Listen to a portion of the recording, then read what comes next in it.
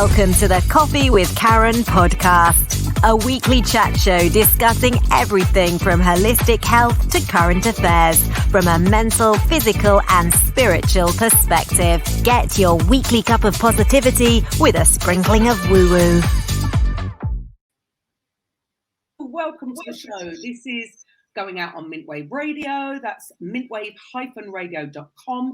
And our podcast, A Coffee with Karen, and our YouTube channel, which is at Karen Roberts Coaching. Now, I interview coaches, consultants, therapists, and healers from the conventional to the more woo-woo who are helping their communities from either a mental, a physical, or a spiritual perspective. Now, this week we have Tatiana Amakova, and she is a weight loss coach, talking about how not to gain weight, which is something that everybody wants and needs.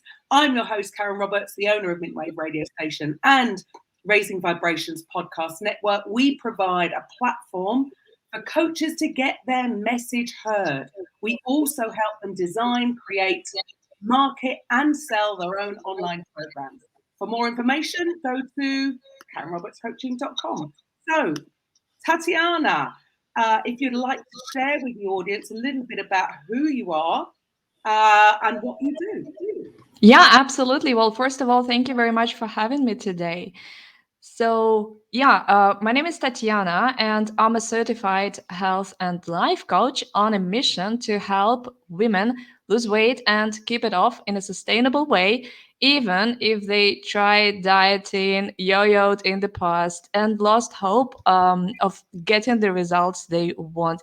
And I do so by helping women get to the root cause of their weight gain, which is emotional eating in 99% of the times.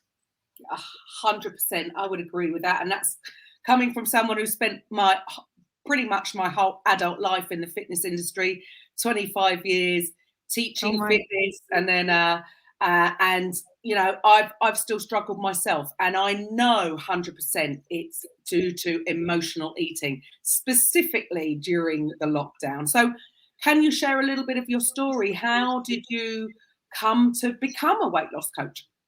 Yeah, that's actually related to COVID and what you just mentioned. So during COVID, I was trying, to control my environment and communicate to my creative brain that we are safe. And I was baking not just bread, but a cake a day. A cake a day. You bake, you eat, you communicate. Yes, we can afford sugar, we can afford flour.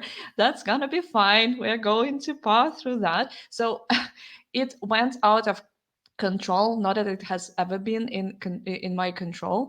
I gained so much weight that I had to, buy the entire new wardrobe, and that was, that was cold back then. So I had to buy everything from underwear to coat. And I really didn't want to invest money in buying all new clothes. That I don't want to have, clothes of all different sizes because no, just no. And I hired a dietitian and a PT, 2 in 1. And what she taught me to do was counting calories. But to be honest with you, I didn't feel like this method resonates with me. I don't want to count calories when I'm in the restaurant. I don't want to count calories when I eat in my Christmas dinner. I don't want to count calories for my husband, for my daughter, and for the rest of my life. Like, I rebelled so badly. I really didn't like it's not for me. There must be a way. My husband is walking around eating whatever he wants and never gains weight. So what is wrong with me then? It's like, why can't I be a natural eater and eat whatever I want and never gain? So I actually lost weight with this woman. So we worked really hard. So I managed to, but I still did not want to continue using those methods, because they are not sustainable. And I did my homework. I got coached. I read all the books about diets and beyond, and I found the answer to the weight loss puzzle. The missing piece in the whole story was that we all need to address our why we gain weight in the first place. And once we solve this root cause of weight gain, we are free. It's like, that's done. Challenge is done. Next one, please. So Yeah. yeah, that I was so excited with this discovery that I decided to become a coach and shout from the rooftops to all the women out there that there's a shortcut. There's a simple and sustainable way of losing weight and actually maintaining your ideal weight. I love what you're saying there, and I can totally resonate. And I think this is the same thing. I don't care what you're coaching; it's the same thing, because what we do will come from how we're thinking and feeling at that time, right? It's all going to be linked to mindset. It's all going to be linked to, I know myself. I know that when I'm feeling down, then I'm really not interested in even preparing a healthy mood. I'm going to go for a quick fix because I can't be bothered, and I'm lethargic, and I make poor food choices. Is it what I want? Do I want the result that's going to give me? No, but it's all obviously some kind of connection to, it's we want to feel good. We all want to feel good. So when we're feeling down, we're not thinking of the long term. We just want to feel good now, right? I mean, And absolutely, because our willpower is not that muscle that you can rely on consistently. It's like the decision fatigue. It's called that. We kind of, stick to our diet or whatever healthy choices we want to make, but by the end of the day, we're so tired that the brain is tired that we like screw it all mentality. We quit and like, okay, go in with whatever I want, and that is exactly the place where we want to draw our attention to.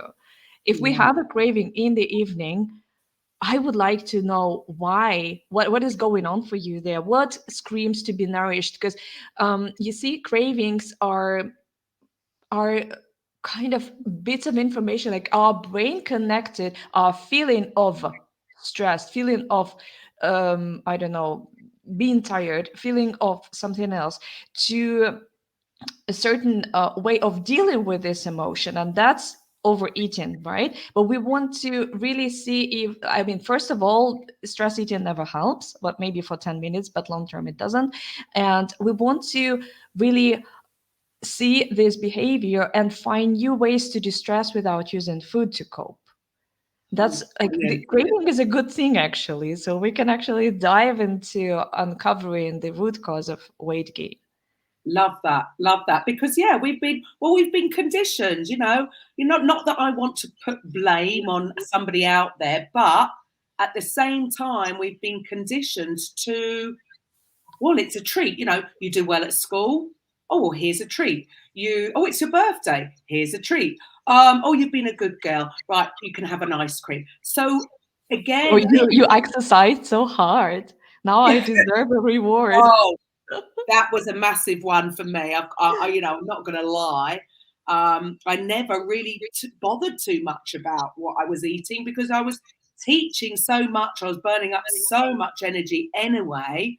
And then, of course, I gave up teaching. But I was used to having that eating pattern. Mhm, mhm. So I gained weight, funnily enough. But it's all linked, isn't it? To back down to, again, we've been conditioned to see it as a reward, whereas there's so many other rewards out there, right? And not only that, it's not just a reward, it's also the way to deal with whatever other emotions, say distressing or buffering with food. Say you don't want to go out and, I don't know, look for a job or go on the interviews, potentially your whoever can say no to you, so you don't want to. Instead, you sit on the couch with cookies and you buffer with food and not solving the root cause. Ah, That's, we are so inventive as humans, how what we can do with food. it's amazing, isn't it? And of course, it's unconscious. We don't do this. I don't want to put on No, weight. of course It's not not. a conscious thing. So how do you address that? Because this is quite often an unconscious reaction to stimuli. So how would you deal with that? Right. So there are two parts of the program that I offer my clients. The first one is weight loss basics, and they're ridiculously simple. I will always give my clients what to do, and I can share later on what those basics are. And the second part is exactly what you mentioned: is how to deal with the mental drama. So first of all, realizing that overeating is just a reaction to a feeling that you don't want to feel. Like you said, we all want to feel better, we all want to feel good. So overeating is a reaction to the feeling we don't want to feel. We need to uncover that. How we uncover that? We need to tease cravings. That's why one of the basics of weight loss is to plan your meal and say, if Mm. you like something, if you plan, say, pasta, but you want, like, for example, for the evening, and you don't want your pasta, you want something cheesecake, say. And why do you want cheesecake and not something that you planned for yourself? Like, what does cheesecake um, promise you to solve in your life that you want it? So, I want to tease out those cravings so that you see them, and then you see how Mm. untrue this promise is. Like, cheesecake cannot replace entertainment in life, it cannot replace adventures. So, my objective is to show women, or rather, turn women into natural eaters. It's like kids. If you remember how we all ate as kids, we don't even remember anything with food. It's like Mm. our life was just one big adventure.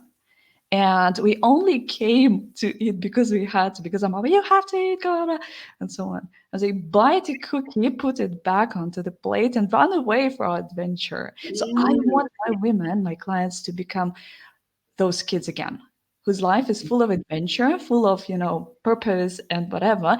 And food is food, and eating as it doesn't have to be so complicated. Right, it's just a fuel. But I Yeah, suppose again, we as adults especially, it's almost like we build a lot of social events around food. So could there be a link even there mentally? Because it's absolutely. you link it to, well, you're going out and you're having fun with friends, you're going to go out for a meal, and yeah, you want the food Karen, to this be is not a nice. problem, but this is not a problem. We can absolutely keep food for fuel and occasional pleasure. Like, I mean, after all, life is not worth without Belgian waffles for me. So what can I say? So the idea here is not so much to keep it as s- purely fuel. I mean, if you have medical condition that, yes, you cannot, eat carrot cake or something that you like. Mm. But if you don't have any medical condition, you can absolutely eat whatever you like. Just don't overeat. We Yeah. only overeat for emotional reasons, nothing else. We want entertainment. We want, distress. We want to, like, what am I supposed to do over holidays if not overeating kind of mentality? So we have to Mm. address those, see them for what they are and how they are not true. Like, you can absolutely create the life you have a purpose in life. You are network, like, you are creating a platform for women to navigate. You don't need to buffer with food. You can Mm. absolutely change the gears and look for your purpose. So it's available to everybody. Love that. Love that. I mean, and it's, it's so ingrained in our society, and there is such an obesity problem. But I mean, there are so many, weight loss programs out there. And like you've mentioned earlier about the counting calories, which has always been a pet peeve of mine. And, you've got Slimming World and Weight Watchers and this and that. And there's so much out there. And make sure you've done your steps in a day, and these now meal boxes that you can have Yeah, delivered to your door. tried everything. Oh my goodness. So with you, how do you see your program being out from all of those? Because for Mhm. somebody who wants to lose weight, it can be overwhelming, right? There's so many different ways to turn. So what makes you different from all the others? Yeah, yeah, that's a good question. So, see, I'll give you an analogy. Say you wake up in the morning and you have a headache, and you go take a pill, and the headache is gone. The next morning you wake up, you have the same headache again. You have to take a pill. And 10 years later, you have a headache, you take a pill, right? So this is called symptomatic treatment. The same way, the same thing with weight loss. You gained weight, you go to the gym, you work hard, you lose weight, you stop the gym or you stop your diet, and then you gain that weight back. And then you have to diet again, and so on. 10 years later, you're still at your point A, right? So this is also called symptomatic treatment. And even if you hire a PT or a dietitian, it means just dieting and exercising, but harder. You will Yeah. get results for sure, but the root cause of weight gain, essentially why you gain that weight all the time, is not solved. It's not addressed. So it Love that. means it's just like, yes, diets work, but they don't address the root cause. That's why you always have to diet. That's the Yeah. problem. So Which is my, going to be exhausting, right? It's just gosh, exhausting. it's a lifestyle. It's like Yeah. so much of your mental space is dedicated, like half of your head is dedicated to dieting and thinking about food. You become an expert in what to eat and when to eat and how to eat and stuff like that. I mean, I don't know. It was exhausting for me. That's why I rebelled. I got angry, and I found a way to sustainable weight loss. And that's why I'm so passionate to teach other women Love about the that. same. So So my it's program, really about habits. It sounds like from what you're sharing here, it's really about you getting to the root cause. And because, like you said, if you go and do something, we are all habitual creatures. We're going to resort back to our past habits. So if you've not addressed those, it Mhm. makes sense that you're going to go. It doesn't matter what diet. It doesn't, people say, oh, it was the diet that doesn't work. No, it wasn't the diet. The diet worked.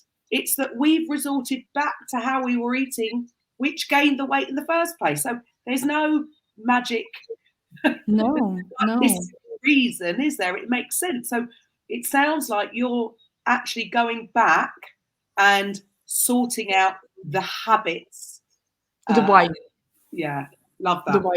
Absolutely. And the funny thing is that lots of people, I mean, that's essentially why they come to me. They do not see their why. They do not see their behavior and why they overeat in the first place. So they do tend to register here and there, breakfast, lunch, and dinner and stuff. But many things come unregistered because yes, because we need a helping hand to um, bring awareness to eating. And once the awareness is there, you cannot unsee it.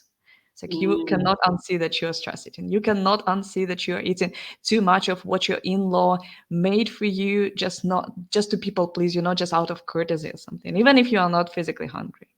Mm. I mean, I suppose there is another side of it. It can be for some, a hormonal issue. I mean, I know, like, so I have two daughters. One, if I don't feed her myself, I mean, she's nearly 19. If I don't actually put a plate in front of her, she won't eat. I have different issues. Mhm, One is mhm. more like me. She's hungry. We're hungry. We're just always hungry. And then I've got one that can't even be bothered to eat, and I have to be a little bit more aware that she's getting enough nutrition. So it's sort of one way or the other. But then look at her build. She's more like her father. She's got obviously a strong metabolism, and I can see that she eats until she's full, and then she's not finishing it. Like a Whereas child, like a I child, don't stop. I like can a keep child. That's going. what we want. That's what we want. We don't want, like we need to be very, how to say, very honest with ourselves that we don't eat emotionally. Mm, Like we have to really separate emotional hunger from physical hunger, and they manifest really differently. They yeah. show up really differently in our body. And what your daughter does is that she only entertains her physical hunger, right? Mm, yeah. But Or we the as other way, mothers are worried. some people don't eat when they're not happy. Some people eat when they're happy. So I think she goes the other way. I mean, And see, so I might have to be aware. But again, I suppose it's going back to triggers of what's that trigger for that emotion? Is it to not eat, or is it to find comfort in food?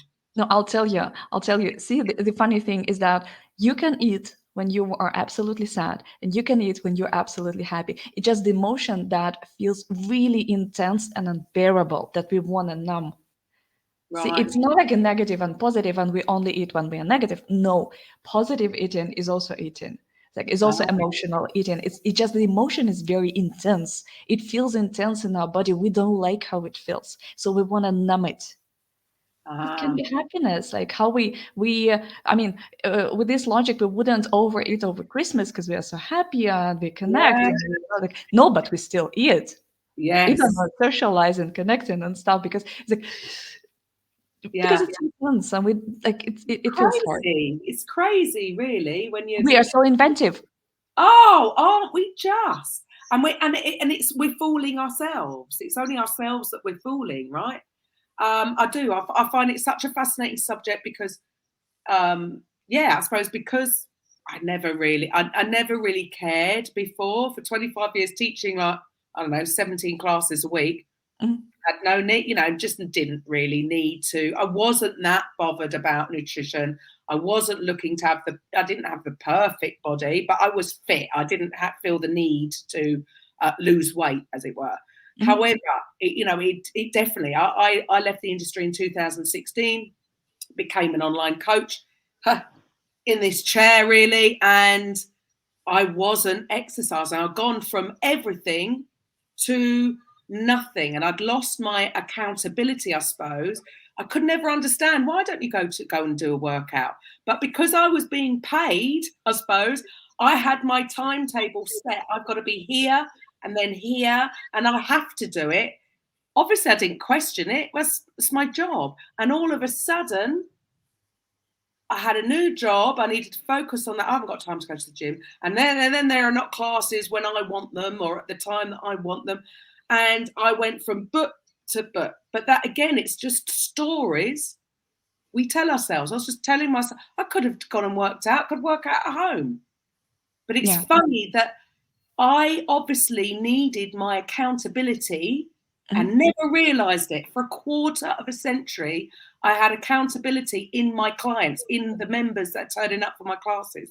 I never gave it a thought.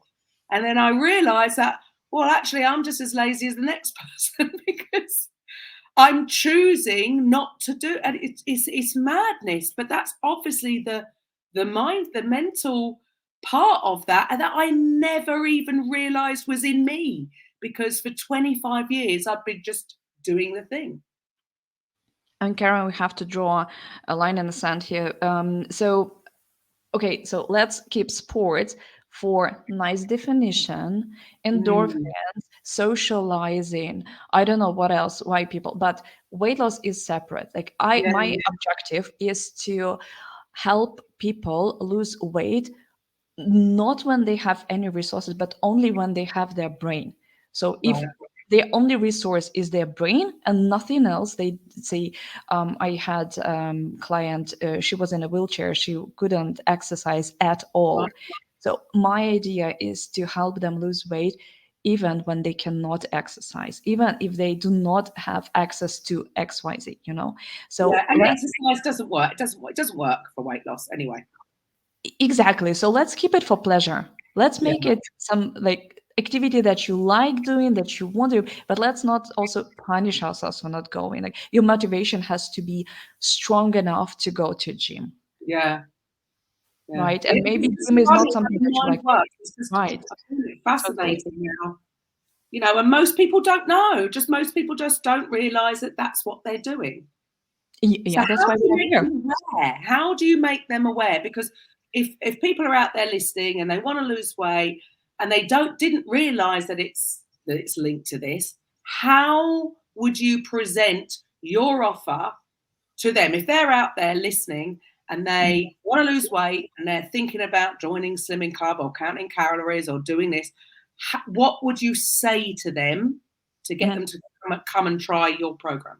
Yeah, 3 stages of awareness, or stage number 0. people do not realize that they have a problem, right? Like we do not consider those people. Stage number one, women realize that they've gained some weight and they start trying dieting, whatever Google suggests them. So this is stage number one. And they, after a couple of rounds of dieting, they realize that there's something wrong here. They cannot stick to diet, or they want this cheesecake badly. So if they continue, they end up on the stage two, which is hiring a dietitian and a PT, and they do the same diet and exercising but harder, like Mm, more broccoli, more chicken breast and stuff like that. So, and when this method fails, when they realize that doing the same thing harder does not bring lasting result, it does bring result, but you have to stay in this space. And that's mm, not what they want, like they want to live their life, they have purpose, they want, travel, they want to spend time with the kids and not live in the gym. So if they realize, and when they because some people don't realize and they stay on this stage, okay, but yeah. when they realize that there's something else, and it's like they start doubting this method, they look for a sustainable weight loss solution, they rebel, they get angry, and they start looking for something else, and that's where I come in Uh, into their life. So, and that's how I present. Like, you want to lose weight, even if you're busy, because weight loss does not require time; it requires your focus only. And if you are ready for a sustainable solution, we dive deep into understanding the root cause of your weight gain. We solve it. You're free. ah, I mean, it's because it sounds different, but it's just solved the problem. I mean, I suppose every single time, as I said, with everything, it's we live in this instant gratification era, and we want it now, and we really want to. All we're doing quite often is just putting a plaster on a problem. It's not solving the issue. It's just Exactly. dealing with a symptom or dealing. So it sounds like what you're doing is you're going back and clearing out the root cause so that you don't have to worry again. Done. No, it's like in that analogy with a headache. Like if you consistently for the past 10 years wake up with a headache, I mean, if you want to solve the problem, you go to a doctor, and maybe like it's not such a dramatic problem. Maybe your pillow is uncomfortable. You change the pillow, you solve the problem. You don't have to take a pill again. Same way here with weight loss. It's like you're not putting the plaster on the problem, you're solving it, and you're free. Right. Yeah. Then that's it. So it's a. I mean, I suppose for you though, then that's it. It's you're not looking for clients long term, which is the real. No, Um, I want them free. I want them to break free from me. I want them to be independent and go into the wilderness on their own. I mean, do you not think that's the way I see it is a lot of these programs are set up for repeat customers. So Mhm. it's well, I'm not going to diss any specific companies, but what I mean is it's almost like they're set up. They know they're going to get them back because it's not working in the long term. It might work short term, but it's not going to work in the long term. So you're just setting yourself up for repeat business, and that isn't the idea of a coach. A coach is there to teach something and move them to another place, and then that should be it. I mean, I agree. and so many other coaches out there, they don't think like you, unfortunately, and I think they're just thinking, right, that's a customer for life. So I think that's a wonderful thing as well. You're doing it to solve the problem that you're being employed to solve, basically. uh, Once you've addressed it all, that's it, they're done. Yeah, exactly. And I think it just coming from how I approach things. I don't like long-lasting problems, although my weight loss took me 10 years. I spent lots of money on overeating, but that's a different story. But yes, so I really want people to get done with that and move on. Life is so beautiful. There's so many things that you can, do, and like, go travel or spend this money on something else instead of Yeah, your rather than and spending for it on. time. You could save money with the food, save money with the not eating, save money with the not going to the gym or the PT. I mean, let's keep the gym. Let's keep the gym for for the fun part of it, Yeah, because it's still yeah. fun for some people. Some people really love it, and yeah, I admire them. So what do you think? I mean, we've definitely got an obesity problem here, right? You look at the photo of beaches in the 70s. You can't spot anybody that's overweight. They're all slim. Now, if you were to go down and take a photo of a beach these days, this year, you would possibly struggle to find a slim person. I mean, in some areas, it's got, we're going, I know parts of America are very much the same or worse. But what do you think is the real reason that this has happened in the since the 70s? Karen, I think it's a complex problem. I think it's partly what we eat and the food is so available, but partly is also co-overeating in the family. So many people, blame their genetics or their family for that, which is just, overeating for emotional reasons. But partly is also stress. We have tons of stress right now. Yes, I agree. Yeah, We way too much stress. among all the ways that are available for us to distress, we choose a shortcut and we just go and overeat because, again, food is available. It's like if the food is not available, if you only have, you have to grow your food and stuff like that, it's not readily there. It's difficult to overeat for emotional reasons, even for like physical hunger. Yeah, availability. I mean, honestly, I'm not gonna lie. Throughout lockdown, my problem was Deliveroo. That is the worst thing that ever could have happened. Normally, if you can't get out and the shops are shut, and shops are open longer, or we've got 24-hour garages and 24, you couldn't do that years ago, could you? If you missed it, that's it. You can't overeat. You can't sit there at night and just order it. Honestly, Deliveroo is the. Well, I shouldn't name companies, should I? But they shouldn't be allowed. That's a terrible, terrible business model. It's Keep them. not something. Like I said, no, keep them, keep everything. It's just that we have to control ourselves, right? Like Yeah, if but we that's have the a brain, we have the brain, the most powerful problem-solving machine. We can totally figure it out. A friend of mine, after having done a free course that I offered, she said, "You screwed up my life. I was sitting on the couch thinking what to order for delivery, and then, like you teach, I asked myself, am I really physically hungry? I was like, damn, I'm not, and she's not ordering." Oh, I mean, I'm going to admit, definitely, and that's when I knew it was. It is totally. I mean, now it's coming back off again because I'm fine, but it was in that lockdown that was the biggest realization that this is all linked to emotional eating. Yes. Because it and excuses and excuses and excuses and excuses. But for a lot of people, if they're not aware of this, then having that availability is an issue because they're just reacting, aren't they? They're just on autopilot. Years ago, we couldn't. Like you said, there's no chance you wouldn't have been able to get those foods. Plus, first of all, not available, but also we were not as exposed to media and news, and we were more present in the moment. I want to think like that. At least I think that was the case in the era of my grandparents. Yeah, oh, definitely. Well, me as a kid, you never stayed in and watched telly. No. Apart from the fact that nothing was on, even if you were off school, you didn't really want to be home because there's just rubbish on the telly in the day, and you only had 4 channels anyway. Well, 3 channels. I can remember when Channel 4 started. So you only had 3 options. The only good thing would be cartoons on a Saturday, and and then you're out. Yes. You'll be out playing, riding your bike, doing something. Whereas now, it's all changed, isn't it?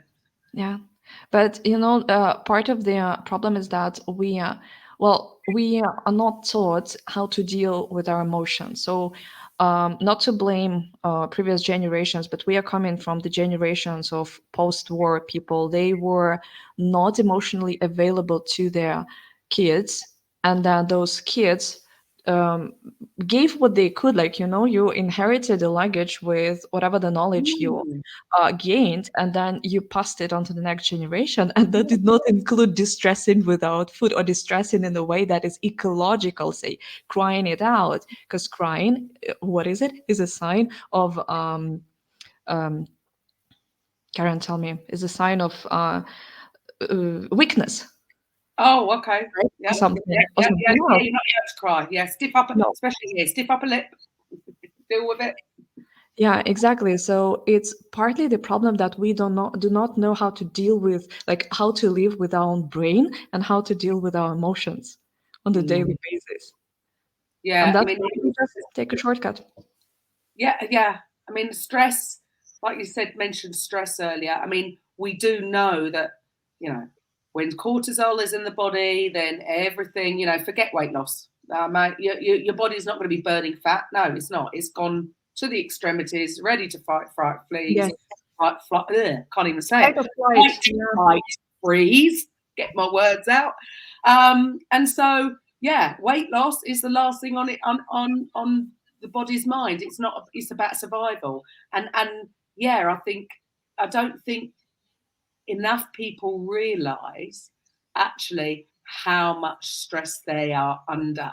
If we had like a, I don't know, scanner, you could like scan your body in the morning, go, oh, I'm at 6. I need to go and meditate. I need to go and do something. We need something that can read your stress levels, I We can think. prevent, let's not take it to the doctor. Let's prevent it. Let's say breathe in and out deeply 5 times a day for, I don't know, 30 seconds. Let's take it. Uh, Let's make it ridiculously simple. well, and that is it. But do you not find that so many people are, they don't realize how long. I mean, we're not designed to hold cortisol in the body for that No, long. no, You're designed to just run away from the threat and then it's gone. Release it, or cry, or run. Even the running exercise, will release it. But for sure. these days, people are sat at their desks, so they're not even moving, and then they've Accumulating. got cortisol in the body, and that is not helping anything.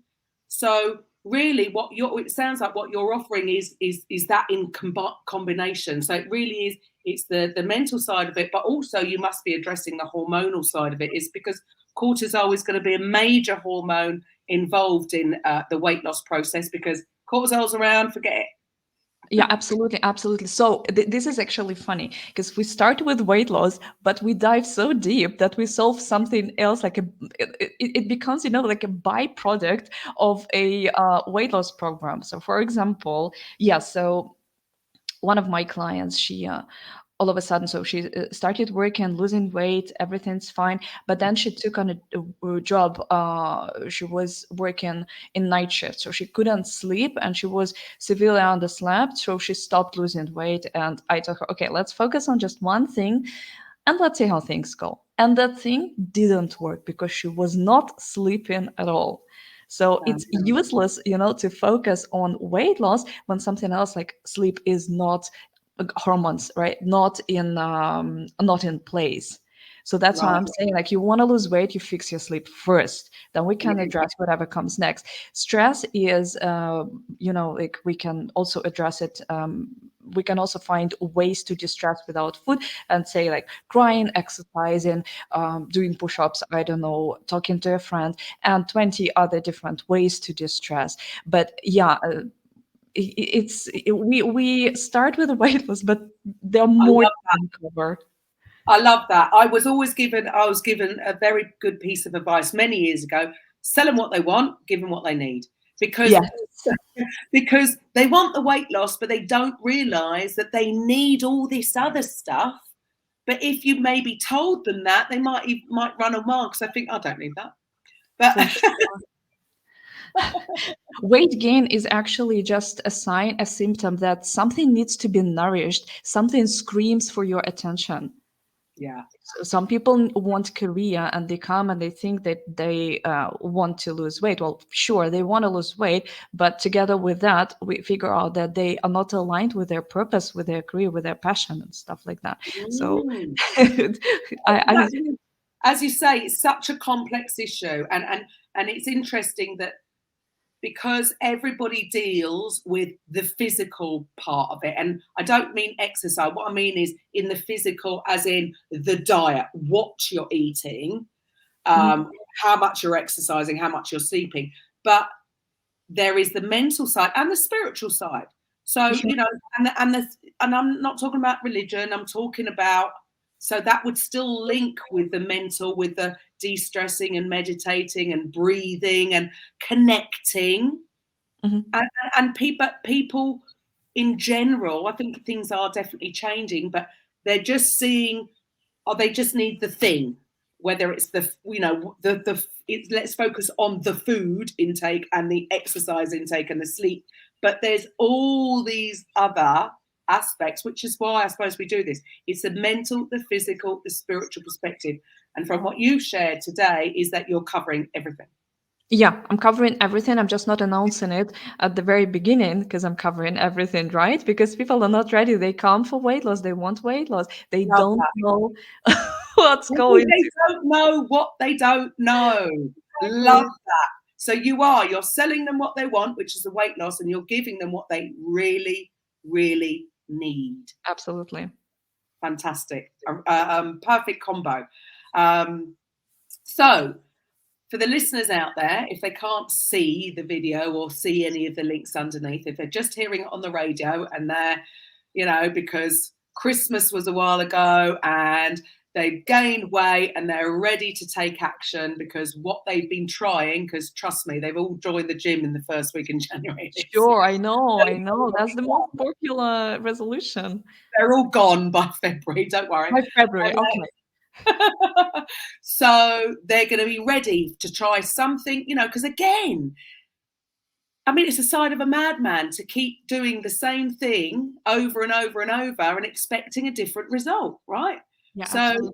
if people are at that stage and they're ready to try something different, how do they find you? Right. So I have a website that is tatianaarmakovacoach.com. I guess not to misspell or something. Should look in the side notes. And I am also on Instagram, actually more than I want to be there. Also Tatiana Ermakova Coach. So So you can find me there. Any mail. tatianaermakovacoach.com. Yes, Fantastic. exactly. And so what is the what is your format for when you work with people? Is it group coaching? Is it one-to-one? How do you work? So I work individually. I have a program that is no drama weight loss, and it lasts for 3 months. And yeah, I every week we meet with the client for one-on-one coaching. Fantastic, because that is it. It's got to be it's bespoke, right? Everyone's different, especially if you're dealing with the emotional and everyone's Exactly. got that different. Karen, group coaching didn't help me, right? I don't bother showing up for group coaching, so that's why I'm offering what worked in my case. Right, love As that. a And yeah, not everybody wants to, and especially when it comes to weight loss, I think, because there's all other emotions. People feel guilt or shame. shame Or and this is, guilt, exactly. Shame. yeah, I mean, It's it's comparison. crazy, but it Yeah. is what it is, right? And Yeah. and so they might not want to share in a group environment. So No. yes, I think especially with what you do, one for one is, I think, is the only way, because it's not. Group is like me teaching a fitness, one class to 50 people, but it doesn't matter. But what you're doing is so bespoke and so personal, and yes, it is going to be about their why. So emotions, it could bring up all sorts of things. Mhm. um, so it would make sense that for people to feel safe, Yes, exactly. and Safety. go Safety towards one. first. Yeah, love Safety that. around food, safety around coach, for sure. There you go. Love that. So for you, share a little bit about your coaching journey. How have you found it when you made the decision? I mean, for starters, what were you doing before? Oh yeah. So what was I doing before? So I'm actually an online marketer. So with 10 years of experience, and I absolutely love online marketing. I love making websites. I love making social media, copywriting and things like. I absolutely adore that. But I am also an educator. So I'm not just a creator. I'm also an educator. That's how I transitioned into coaching. And I found that it really fulfills my both sides, the creator and an educator. Perfect. Well, Right. yeah, there you go. And I suppose if you were marketing online, what were you selling? Other people's things? Yeah, exactly. So I was working for an event company. So okay, before being here in Germany, where I'm based now, I used to live in Qatar, FIFA, right? Mhm. So I was working for several companies in the event industry. So I was helping them, prepare marketing materials and advertisement and yeah, like the whole scope Okay. for say handball championship, and then I was working at Olympic Committee, and then in some other events Yeah. companies, and yeah, so yeah, selling events. Completely different, but you've brought that knowledge into what you're doing now to market your own coaching program, right? Yeah, absolutely. Yeah. So it's a perfect. So what it's interesting. So can you share what made you get your job being an online marketer? Because it sounds like you're following your passion now. And I Yeah. find this really fascinating. And I love it that people are finally sort of coming into their own, and this is what they love to do, and they're finally doing it. It's interesting to see. So what made you go into the online marketing side of it in the beginning? Right. So back then, when I started thinking about online marketing, I was in the university in Spain, and we had one module on online marketing. It was so fascinating that I decided that I absolutely need to get there because, see, okay, previously worked in a logistics department, and it was a very operational task, like Yeah. nothing creative, and I wanted something more creative, and I thought, okay, so here we go, this is exactly what I want to do. And I became a creator, so I started working there, and then slowly transitioned like into what I'm doing now. So it sounds like, again, it sounds like you've gone for one thing, Mhm. and then you realize that, okay, no, I need to do something creative. So it's really, you have been following your purpose from what I'm Yeah, getting. I have, It but I hasn't don't think, been falling. yeah, I don't think that we only have, one way in the No. world. It's like we can wear many hats, Yeah, and one absolutely. of those was Multifaceted beings. Yeah. to, All this one thing. I had a coach a while ago that, probably about this time last year. No, one thing. Oh my goodness, if you could look at me now. How many, I don't even know how many different things. But yeah, we're multifaceted beings, and everybody works differently. For some people, just the one avenue would be the right thing for them, and that's fine. Mhm. But for others, yeah, no, and it just sounds like, so you've gone for the more creative stuff with the online marketing, but there was still something in you that you wanted to help others, and you found, it just sounds like you found your what you should be doing, what you Yeah, should. yeah, exactly. But to be honest with you, I think you also saw it in other people. We change our profession every 10 years or something. It's like we completely change, the direction where we're going. So, Yeah. yeah, I mean, and all the previous experience Nothing contributes stays to. the same. There's no such thing as inertia, right? There's no such thing as inertia. We're in a constant state of change. But yes, everybody follow your passion. And I see, I love speaking to coaches like yourself you're obviously totally passionate about what you're doing, and they're that willing to it is the natural next step, I suppose. So many coaches that I speak to, it's because they've found something that's helped them, and it's almost a natural response to then want to go and share it with the world, because it's like, Exactly. I found the answer. Yeah. Yeah, I can show you how to make a shortcut. Yeah. Like you don't have to struggle for the next 10 years. Yes. 2 3 months, you're done. that is it, because it is. It's otherwise it is a struggle, Yeah, um, it is. and it doesn't have to be. No. So yes, against get the emotional stuff out the way. I mean, obviously there was nothing. It was out of our control with lockdown. Hopefully that's all done. So hopefully it won't happen again. I very much hope it won't, but who Oh, knows?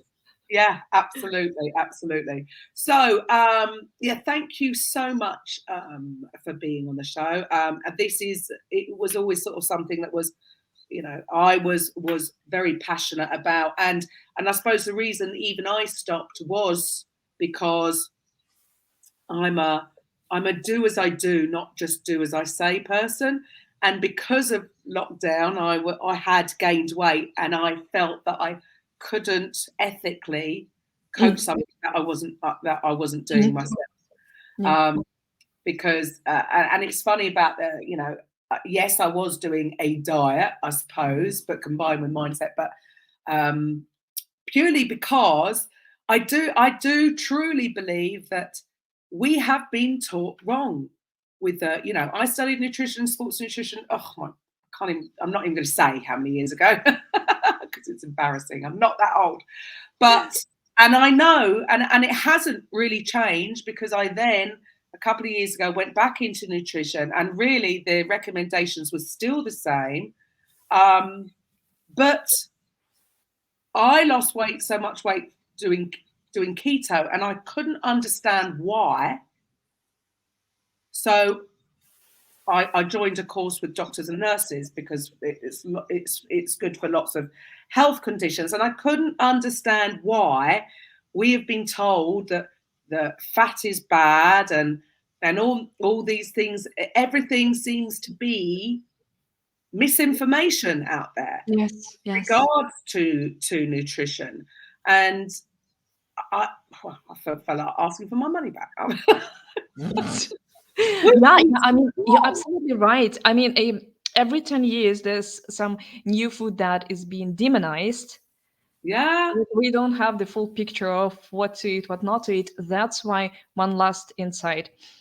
It's very difficult for people to accept from the very beginning, when they're just in the beginning of losing weight, that they have to diet, or they have to cut out carbs, or they will never see pizza again. That's why first step first is we create safety around food. You can eat whatever you want, whatever yes, planet, balance, eat it. Period. balance. When people created enough safety for themselves, they are ready to jump onto the next level and cut out whatever doesn't serve them, because they have developed enough awareness. And so, one client of mine, she said, okay, so I don't feel really good with sugar, and actually, I might be allergic to gluten. It was all of a sudden. So, I didn't tell her that she has to cut out Yeah, sugar flour. She did it on her own because she was ready. So that's why I think it's much more, how do you say, like productive, efficient, to allow people create safety for themselves. Later, they can absolutely they'll diet. figure it out themselves. Love that. And that is, I suppose, is learning to listen to your own body. Yeah, I know. I know Yeah. dairy's no good for me. I know wheat is no good. I've probably always known it, really, if I'm honest with myself. But But if I tell you you are not allowed, you desire it even I more because want it's it. forbidden fruit, and you I go over want it. Yeah, absolutely. I suppose, yeah, nobody like no, and I suppose it goes back to as well. Nobody likes to be told. No. So what you're doing is you're allowing them to come to the decision themselves, which is a Yeah. totally different thing. And then they're more likely to stick to it because it was their idea in the first place. Exactly.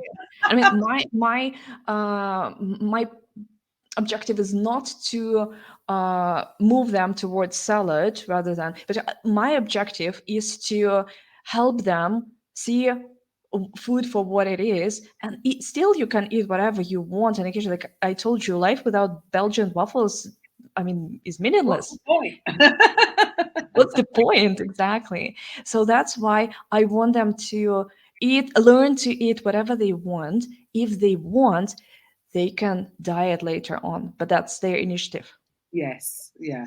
Okay. That makes a lot of sense. Yeah, because everything has been everything seems to be changing so fast, and like you say, it's things have been vilified. I mean, yeah, don't eat butter, and salt is bad, and don't eat beef. I mean, you can eat whatever you want, just don't overeat. And overeating happens for emotional reasons. When you don't overeat, you don't eat, like bread and butter in the quantities that you can barely stuff into it. Yeah.